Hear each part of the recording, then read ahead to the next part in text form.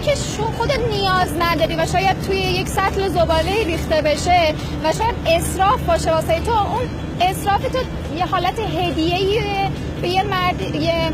خانم، یه آقایی که محتاج هستن.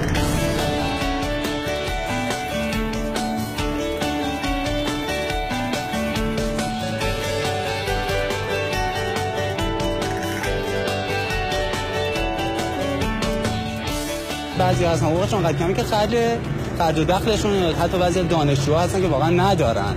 کار نمیکنن، اونان که به جایی وابسته نیستن، اونان که میتونن استفاده کنن، چون اونایی که واقعا نیاز دارن، چون همه نمیتونن برن بگن من نیازمندم. یه کسی که مثلا محصله، یه کسی که آبرو داره، واقعا نه به خاطر آبروش، به خاطر اینکه غرورش میگه من نمیخوام همچین کاری رو بکنم.